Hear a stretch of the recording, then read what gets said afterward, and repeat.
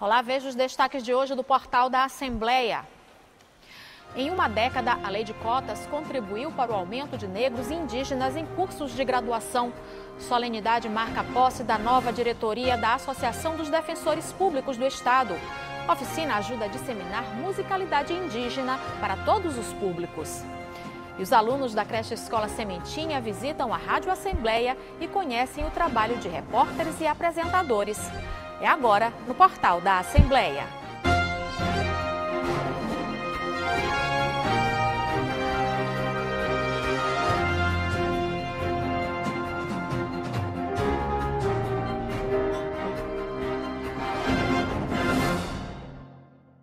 Apesar de ser um país miscigenado, onde a maioria da população é composta por negros e pardos, essa parcela da população sofre preconceito e enfrenta dificuldades em conseguir as mesmas oportunidades que as pessoas consideradas brancas.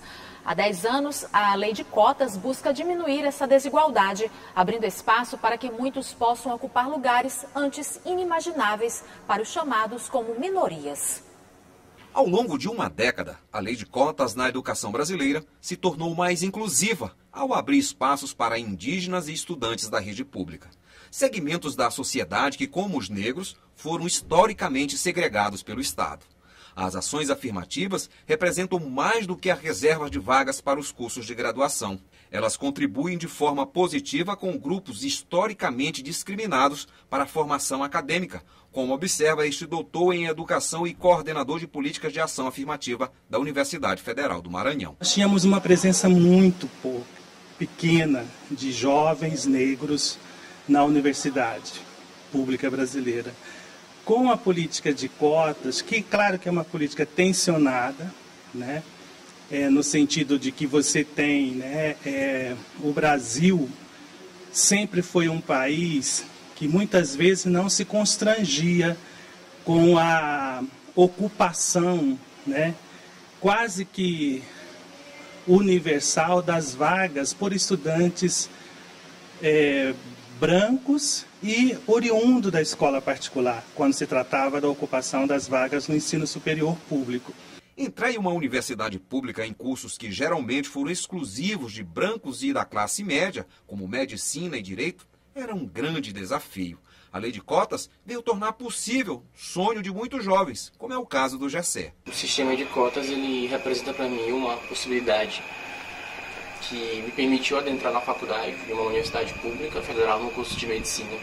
E provavelmente, se eu não fosse agraciado com essa ação afirmativa, eu demoraria muito mais para entrar nesse curso, ou continuaria estudando por mais alguns anos e anos, até pela base teórica de escola pública que eu tive, que não dá para se comparar com a base teórica de escolas particulares. Em 10 anos, a lei de cotas mudou o perfil das universidades brasileiras. Neste período, o número de alunos negros cresceu cerca de 400% no ensino superior brasileiro. Um exemplo da mudança de perfil nas universidades vem desta jovem advogada. Mas, na verdade, as cotas vêm justamente para reparar a questão de que, devido à escravidão negra, que durou quase 400 anos, a gente tem hoje 134 anos da abolição, menos tempos de libertos do que de escravizados, a gente vê que o ponto de partida de cada pessoa, dependendo da raça, é diferente. As pessoas brancas, não que a questão social não impacte, tem impacto, só que a questão racial também impacta, e de forma mais violenta, que a gente pode dizer ainda, porque às vezes a pessoa é pobre e é negra, então ela tem duas questões para enfrentar. Apesar de ser a maioria da nossa população, os negros ocupam uma minoria nos lugares importantes, de relevância social e das cadeiras universitárias.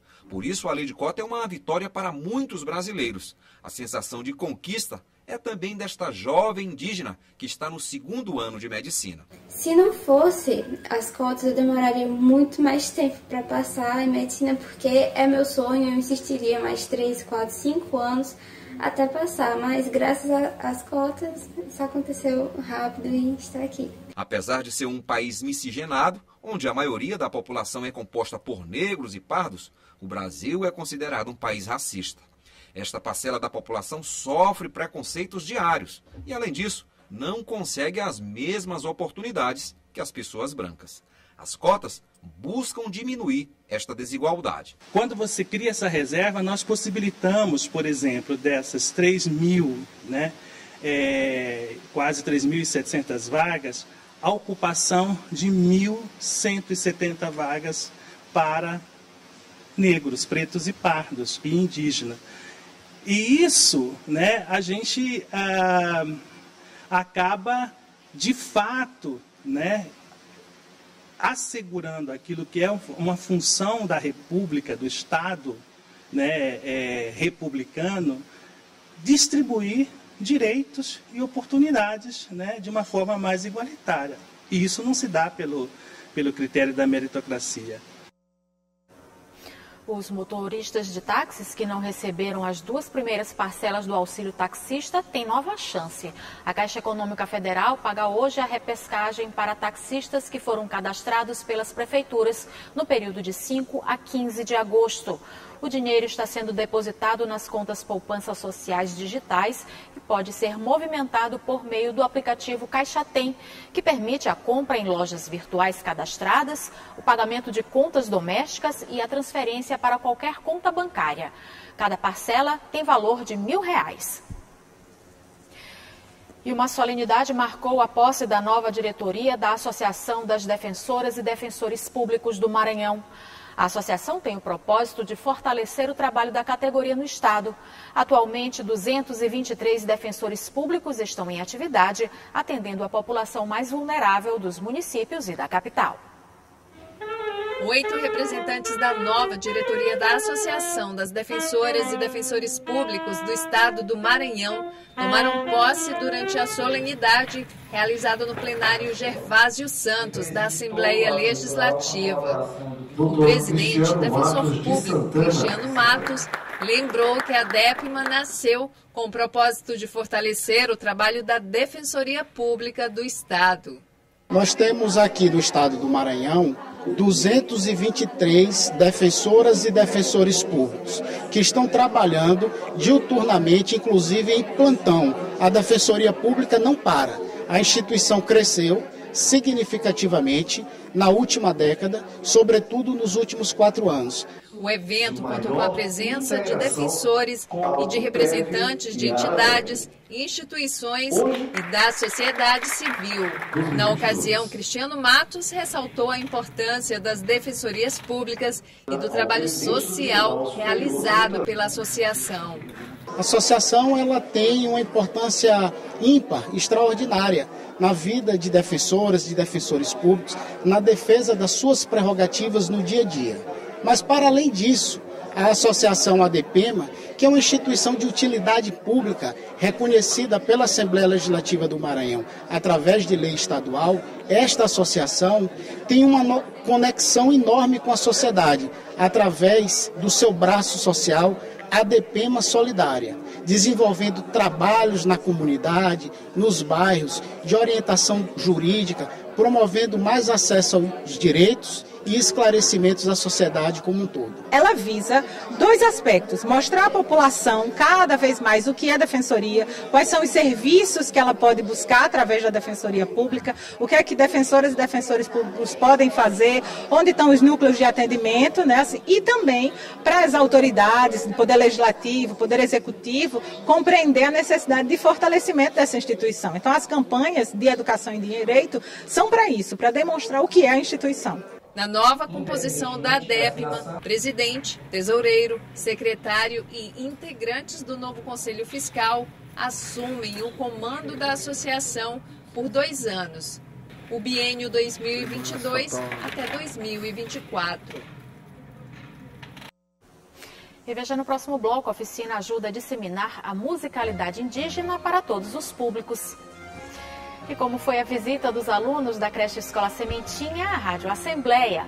Você acompanha logo após o intervalo.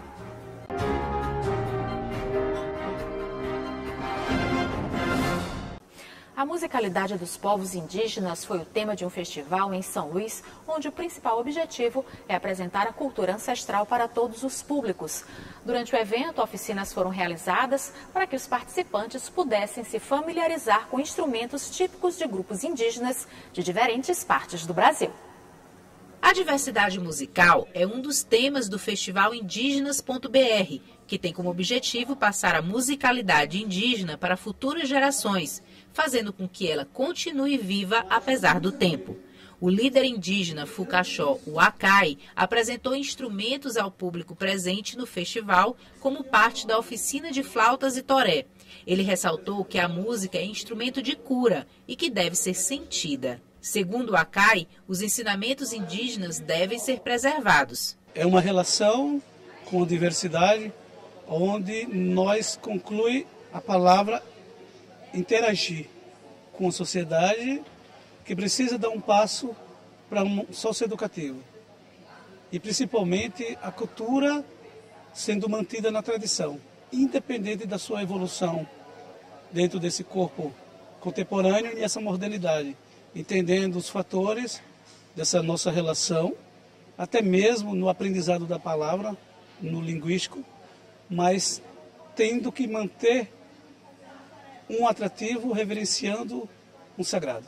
No Brasil, vivem 305 povos indígenas que falam mais de 200 línguas. O festival tenta minimizar parte da ausência da cultura indígena da sociedade, criando espaços para grupos de diferentes partes do Brasil. A gente tem uma presença indígena muito grande aqui no Maranhão, né? Que normalmente as pessoas não conhecem, né? São mais de 15 povos que vivem aqui no Maranhão. Então a gente está também priorizando bastante a presença dos Canela, dos Guajajara e outros grupos aqui, os Oaguajá, que são semi-contatados, que vão se apresentar aqui, para a gente conhecer a diversidade musical desses povos, que eles têm músicas diferentes, né? Porque são de troncos linguísticos diferentes, são de lugares sonoros diferentes, performances diferentes, né? Maria Eduarda estava atenta aos ensinamentos de Huacai e foi a primeira a querer tocar o instrumento e viver a experiência contada pelo indígena. Felicidade, amor pela música, eu gosto bastante desses tipos de sons suaves. E ainda mais quando ele estava tocando, aquela música me lembrou de rios, água, me lembrou de parecer uma sereia tocando uma harpa, era bem bonito.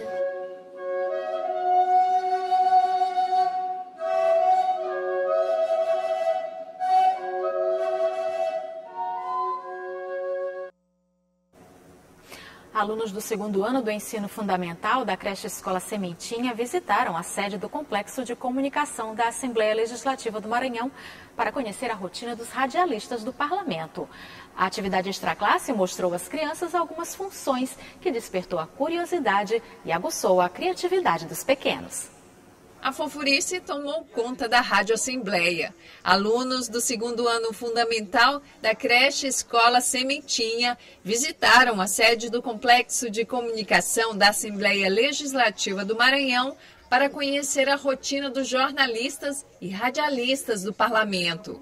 A visita começou na sala de apoio da rádio, lugar onde os profissionais se reúnem para produzir as pautas que vão virar notícias. O Isaac nunca tinha visto um estúdio e adorou o passeio. Primeira vez que você veio na rádio, conhecer a rádio da Assembleia? Primeira vez que eu tô vindo aqui. O que você achou? Achei divertido. A visita faz parte da programação da 15ª Mostra Cultural da creche Escola Sementinha. O tema é Assembleia Legislativa Kids. E a ideia foi apresentar aos alunos o mundo das notícias. Que eles tenham clareza do funcionamento, do trabalho que a rádio faz nos bastidores, né? Demonstrando todo o trabalho da Assembleia e se apropriem disso, porque é comum a eles uma TV, mas o ouvir ainda é escasso. Então, vale destacar a função de uma rádio na nossa vida, porque através dela nós temos informações e benefícios, com certeza. Gregório Dantas, coordenador da Rádio Assembleia, mostrou às crianças as etapas de produção do Assembleia em Foco. Programa exibido de segunda a sexta-feira na Rádio Senado, das 8 às 9 da noite, com reprises das 7 da manhã às 8 da manhã, na frequência 96.9. E eu acho bacana aqui na Assembleia que sempre é esse trabalho de interação, né, entre os diversos setores. Por exemplo, o pessoal da Sementinha vem para cá, para o nosso complexo de comunicação, conhecer um instrumento que é nosso, que é a Rádio Assembleia, né, que é um instrumento de divulgação das atividades dos parlamentares, né, que constroem essa casa aqui tão importante que é a Assembleia Legislativa do Maranhão. Em seguida, a conversa foi com o radialista Henrique Pereira. Ele falou sobre a função do repórter da rádio e a importância do trabalho do profissional para a sociedade. Depois, a turma conheceu o processo de gravação na cabine de locução e edição.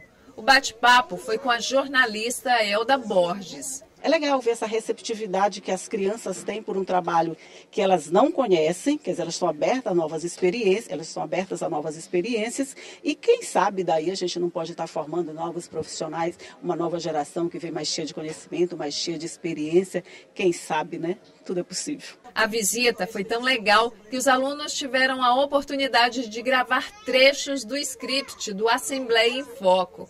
A Vitória demonstrou talento para a rádio. Eu sou a Elda Borges, seja bem-vindo a esta edição da Assembleia em Foco. Além do conhecimento adquirido, a visita na rádio ampliou a possibilidade dos alunos da creche escola Sementinha de, no futuro, escolherem diversos caminhos profissionais. No caso da Vitória, quem sabe se tornar uma médica radialista ou uma radialista médica. Uma profissão somada a outra, mas sempre a serviço da comunidade. Foi muito interessante. O que você mais gostou? De gravar o áudio. Eu vi que você saiu muito bem, de repente lá no futuro. Pensa em ser, depois dessa experiência, se tornar uma... Talvez.